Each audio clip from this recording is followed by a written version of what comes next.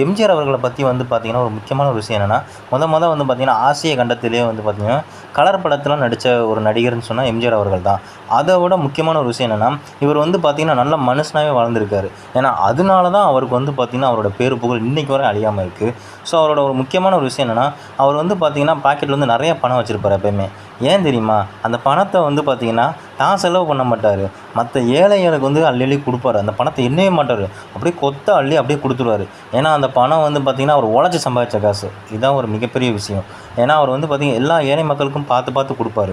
எதுவுமே நினைக்க மாட்டாரு. அதனால தான் அவர கொடுத்து கொடுத்து சிவந்த கரங்கள் என்று சொல்லுவாங்க எல்லாரும். அதனால தான் இன்னைக்கு வரையும் வந்து பார்த்தீங்கன்னா, மக்கள் அவர நெனச்சிட்டு இருக்காங்க. ஸோ, அதனால தான் அவரோட அரசியல் வந்து பார்த்தீங்கன்னா, அந்த அளவுக்கு அவரோட சக்ஸஸாவும் இருந்துச்சு. இன்றளவுக்கு எல்லாருக்கும் எல்லா அரசியல் கட்சி தலைவருக்கும் அவர வந்து ரொம்பவே பிடிக்கும்னே சொல்லலாம். ஏன்னா, அதனால தான் அவர் வந்து புரட்சி தலைவர் பொன்மனச்செம்மல் என்று அழைக்கப்படுகிறார். ஸோ, இந்த வீடியோ பிடிச்சிருந்தா லைக் பண்ணி, ஷேர் பண்ணி, கமெண்ட் பண்ணி, சப்ஸ்கிரைப் பண்ணிக்கோங்க. தேங்க்ஸ் ஃபார் வாட்சிங்.